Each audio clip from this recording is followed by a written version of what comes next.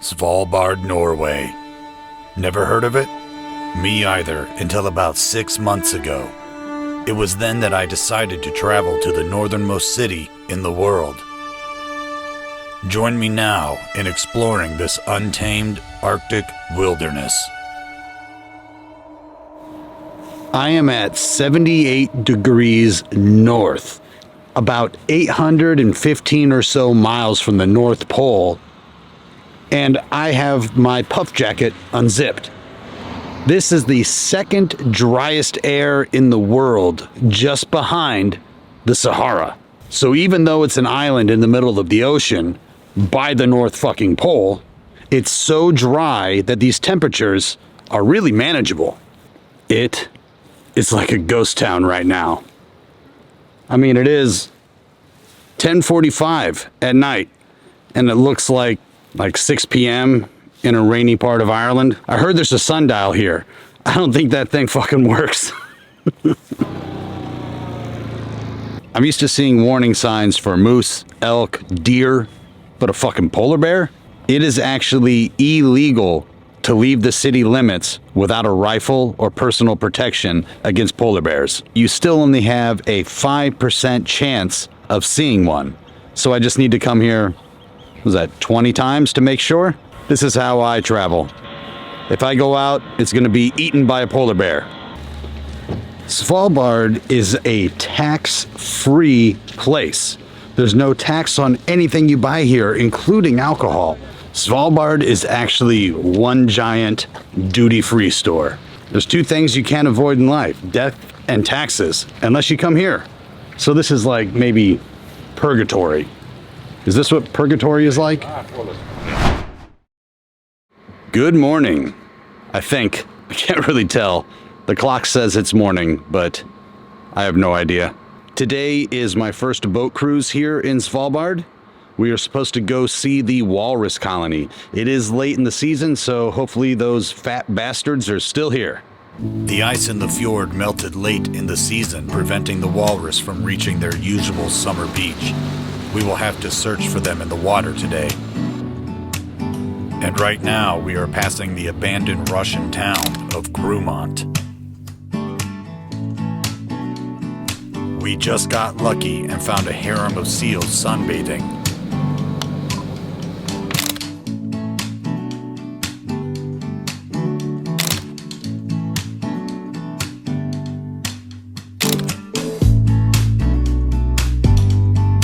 If I hope to capture walrus photos, I'll need to bust out the big guns and use the 600mm prime lens. Finally, an encounter.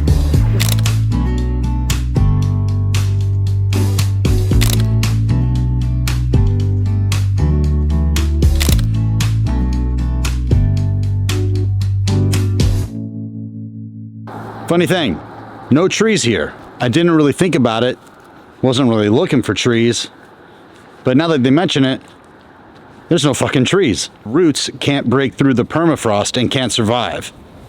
So, makes sense. Where do they get all their coconuts? I saw coconuts.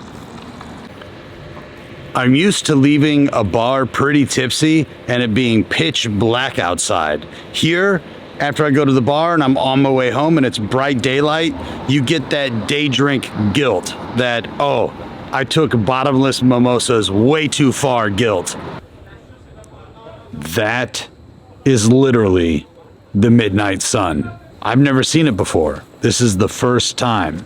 I've been in the Arctic of Norway before, but never the right time of year where it is 24 hours of direct sunlight, beating down its bastard rays on you saying, hey, wake up when you should really be asleep.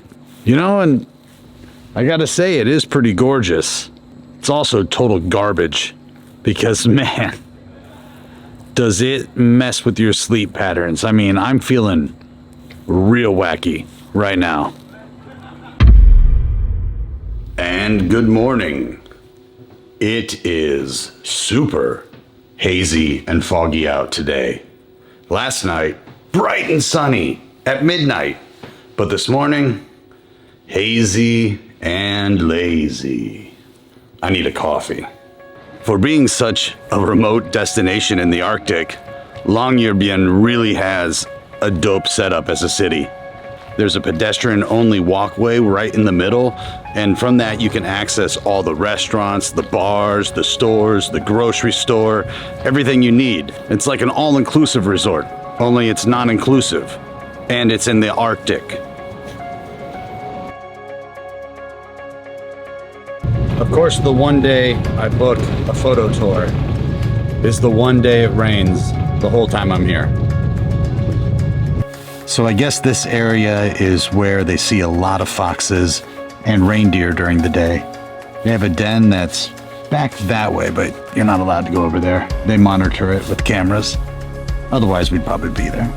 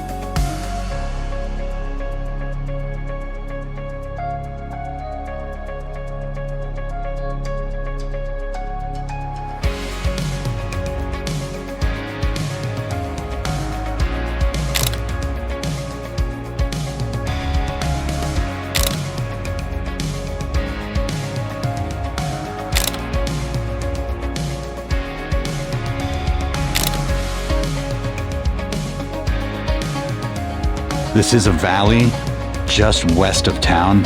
If I was an Instagram influencer, I might live out here. It seems like a good spot.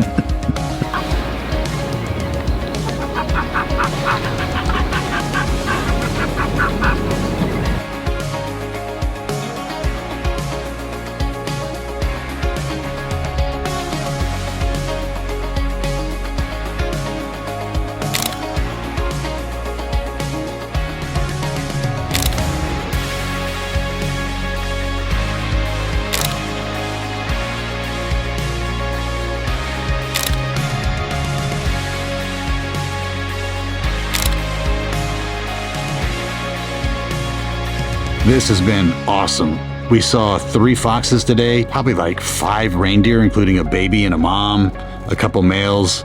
So very successful. Svalbard may be for the adventurous and the rugged, but it's also for foodies.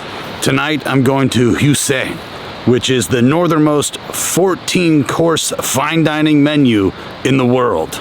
I used to work at a fine dining restaurant in Miami. I had a purple mohawk at the time, and I would wear a wig to work every day so nobody knew.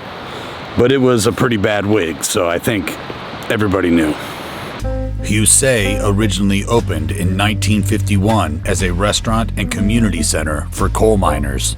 This is a 14-course menu, and I did the wine pairing.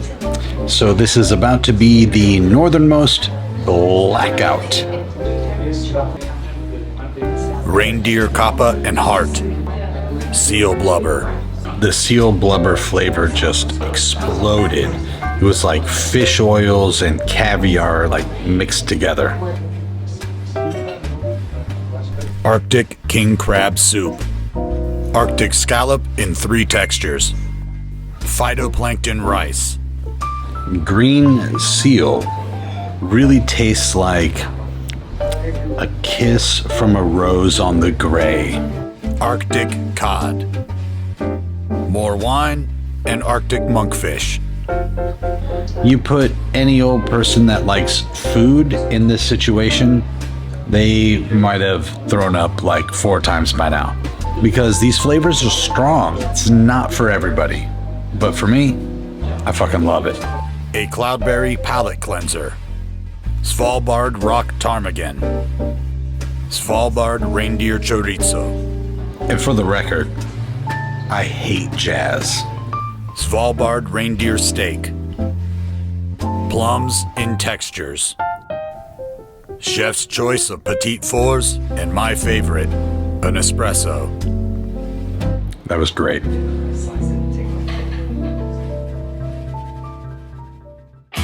A glacier and puffin safari has always been on my bucket list, and Svalbard is the perfect place for it. Is it bad that one giant piece of ice just makes me want to make the world's largest old-fashioned? Perhaps from this, the Northernmost Glacier.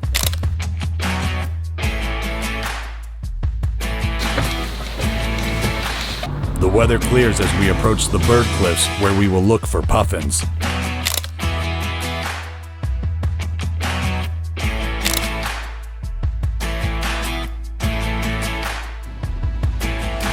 Our captain has decided to take us to the most active glacier in Svalbard. The glacier is huge.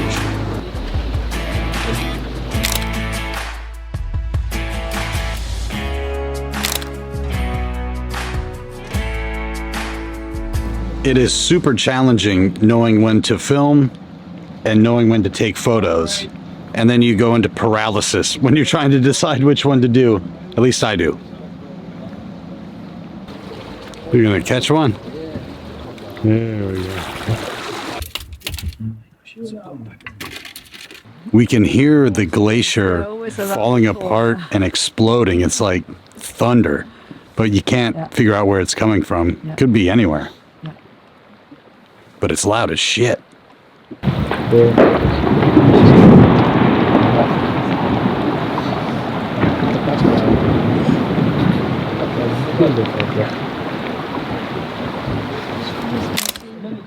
Yes.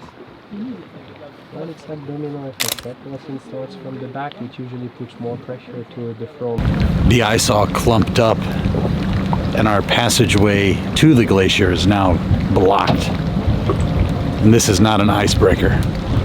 So this is slightly stressful. The ice field got very thick. I mean, it is ice soup right now. And they're so much bigger underwater, which is the dangerous part. It could pierce the hull of the boat, and you can't even tell that that's about to happen. It's more of an adventure. It's exciting. It's thrilling. Not that much more. We're almost through, though. Said so many adventurers that didn't make it. Clear. But we made it. And now that we are safely out of the ice field, we can pop the champagne and enjoy a drink chilled with glacier ice. Cheers.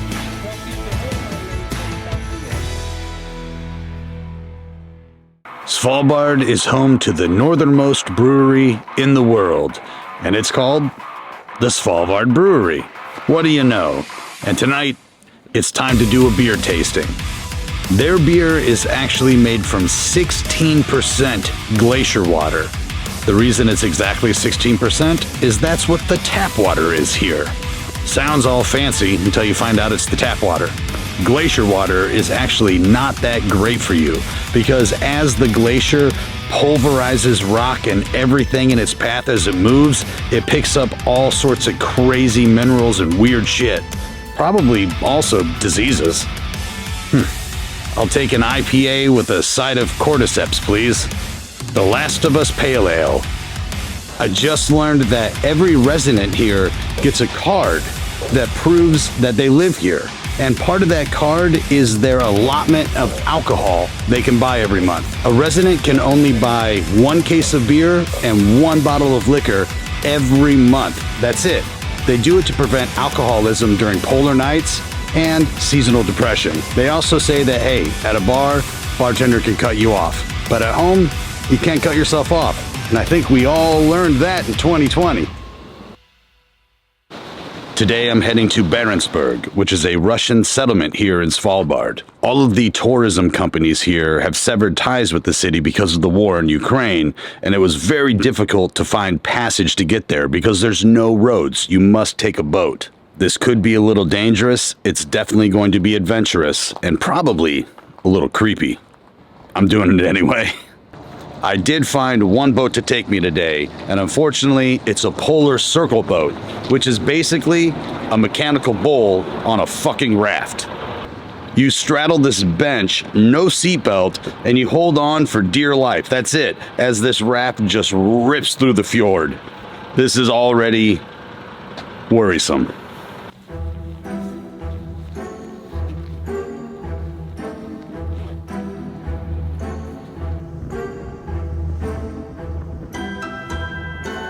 This is Barentsburg, the Russian settlement in Spitsbergen, Norway. That Polar Circle boat ride here was brutal. I need to see a chiropractor, maybe a back specialist when I get back.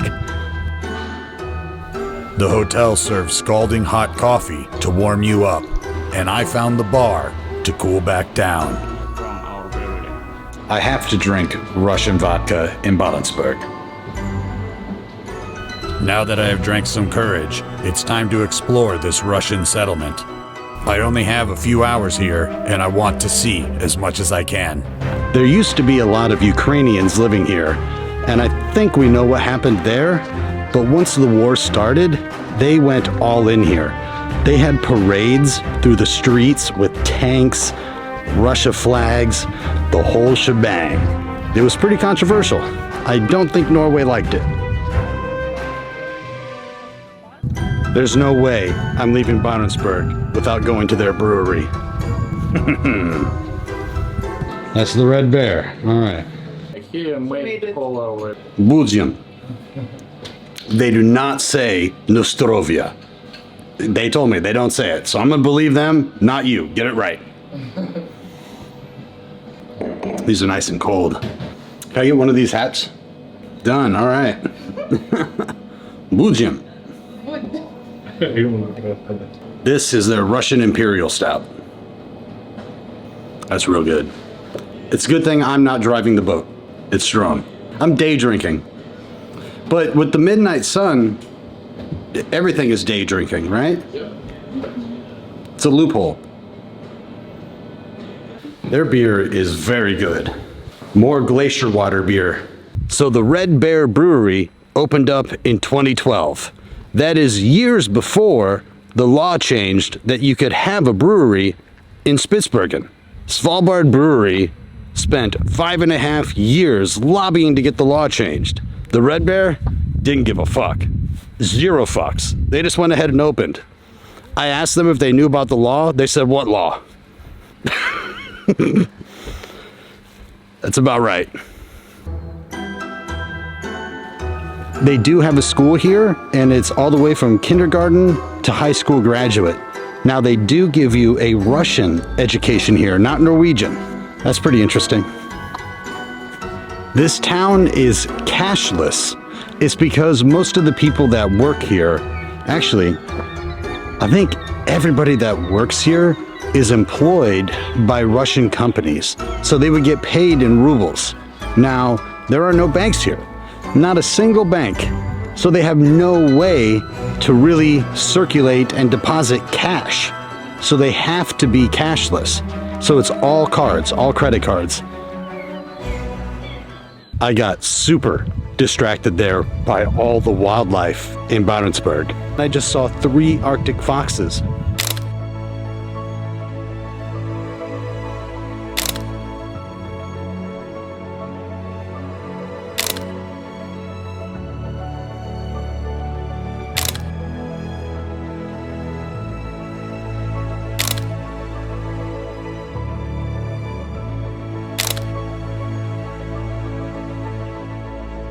There is so much wildlife here. I guess that's what happens when your population is so low and you probably don't have the best infrastructure for trash. That'll bring them out. Barentsburg feels like it could be a movie set for a zombie apocalypse safe haven. Very few people here, old looking buildings, lots of nature, isolated. This would be a pretty good spot. I mean, the zombies would just freeze in the winter anyway. I would too. At one time, there were around 2,500 people living here, and now it's down to between 300 and 500 depending on how busy the mine is and the season. This is the second northernmost statue of Lenin.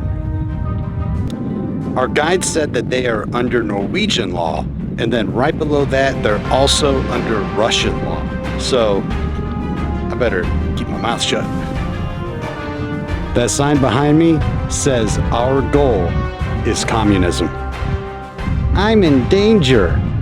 A lot of people avoid coming to Barentsburg because every penny you spend here goes back to Mother Russia. And so you're inadvertently funding the war. I understand that. However, there are people that live here that depend on tourism. So let's not punish the people for the deeds of their leadership. I mean, if we want to do that, I think we better take a good, close look at ourselves. I've seen maybe like 8 people in this town so far. And even though there's so few people here, I can hear the fucking weed whacker. Lawn people just fuck with you no matter where you are. You're trying to sleep. It's the midnight sun. You could be sleeping right now. Nah, the one lawnmower guy in Barentsburg is outside your window. Everywhere I fucking go. It's actually traditional to take your shoes off before you go into every building. It's to keep all the snow and all the dirt and all the grime from coming in here. I made sure to pack my cowboy hat so they could see a real cowboy here up in the Arctic. I don't know if they've ever seen one. Funny thing is, they still haven't. Shh. I can all but guarantee I'm the only person wearing Olukai slip-on shoes here in Svalbard. But let me tell you, they could not be more perfect for this shoes on, shoes off shit. And what a great habit to get used to. Take your shoes off before you go in the house. Hope for the best and prepare for the worst. I suppose mankind even needs to do that. So we did, with the seed vaults. There's thousands of seed vaults around the world backing up all the vegetation and plant life in case shit goes wrong. Actually, when shit goes wrong. But here in Svalbard is the biggest of them all. This is the backup to the backup of all seed vaults. There's no public access to the seed vault, unfortunately, so you can only look at it from outside. And it looks like some dystopian shit to me. It doesn't need to be fancy, I get it. It's concrete, it's a vault for seeds, but maybe a little bit more aesthetically pleasing instead of slightly terrifying and ominous. Let's see if anyone's home. Ah, yes, I'm just here for some marijuana seeds, please. That's easy in Colorado. No one's home. Rude, rude, rude, rude. I'm not even too sure this is going to be remotely enough to save our ass. But hey, if it makes you feel good, if it makes you feel better, do you feel prepared, humans? Don't worry, we've got oregano. I'm pretty sure that if we get to the point of doom that we need a seed vault, it's not going to be enough, guys. Just seeds? That's it? What if we get into a doomsday scenario where it's so bad that you have to drink pee to rehydrate yourself, and the only seed we have left is asparagus? That would be the cruelest joke ever. The last joke. It would be the last joke. I do find it pretty wild that man's last hope, our backup of all backups of seed vaults, lies in such an inhospitable environment. Hope sometimes only lies in despair. There are over 1.2 million seeds in this vault, below my feet right now. I wonder how deep into this mountain it goes. This is the perfect spot for the seed vault because of all the permafrost here.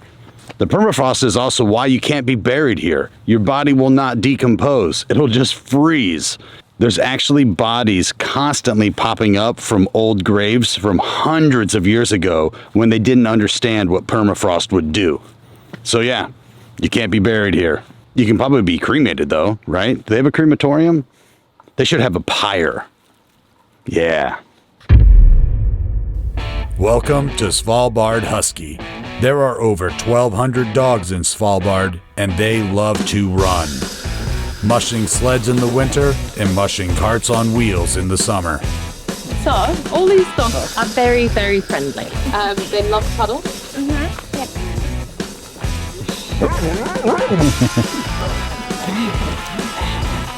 Well, they do love cuddles. So, these are the cats. Right and left. It's like a bicycle, yeah? The most challenging part is getting the dogs harnessed in pairs and ready to run. That is exhausting. I'm so sweaty. And off we go. I am shocked at how strong these dogs are. We have to keep them at a slower trot so they don't overheat in this summer weather. They need frequent breaks on hot days like today. Each of these dogs has a distinct personality, and as we are heading home, we pass another team of dogs heading into town.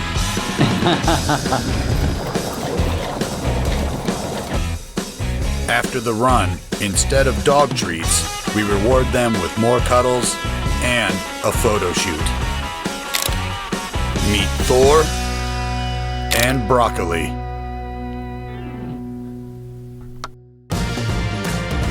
A lot of people get pretty upset by what I choose to eat.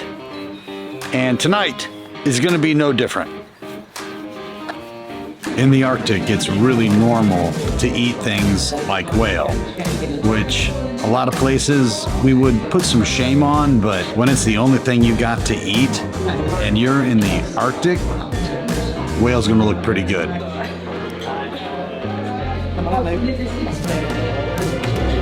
I'm definitely going to have enough iron after this meal. It tastes like a vital organ, is what it tastes like. Don't worry, it wasn't humpback whale. It was minke whale. Now, if you had to take some time to look that whale up and decide if you liked it or not, or if it was cute, before you got upset, you might be the problem. It's not me eating it. This is the northernmost city in the world. I came here because in December, I'm going to the southernmost city in the world, Ushuaia, and then Antarctica, all in the same year. North, south, the extremes. Y'all know I like extremes. Speaking of extremes, Svalbard has the northernmost of many things. The northernmost pizza in the world. The world's northernmost supermarket. Gotta stock up on my energy drinks and snacks. The northernmost chocolate in the world. The northernmost Thai food in the world. It's spicy. The northernmost bakery in the world. Northernmost moose burger. That's probably a lie, but the world's northernmost shopping mall. I bet it's anchored by Sears. The world's northernmost fuel station and Circle K. It's also the world's northernmost public grammatical error. The world's most northern fuel station. Who made this sign? It's a very important sign. One in the world. The world's northernmost rub and tug. The world's northernmost establishment frequented by Robert Kraft. Fuck you, Tom. The northernmost takeout sushi. The northernmost old-fashioned. The northernmost wine cellar. The northernmost pint and pub in the world. The northernmost hangover. Someone recently asked me why I travel so much and if I'm running from something. While I understand the question and see where they're coming from, I think it's framed all wrong. You shouldn't run away from anything. If you're running away from something, you're thinking, how far can I get away from this thing? And by thinking about it, you're giving it power, you're giving it energy, you're making it bigger. Instead, look forward. Where are you going? What's next? What is new for you? That is the direction. Forward. Look forward. And that is why I travel. This place is seriously otherworldly.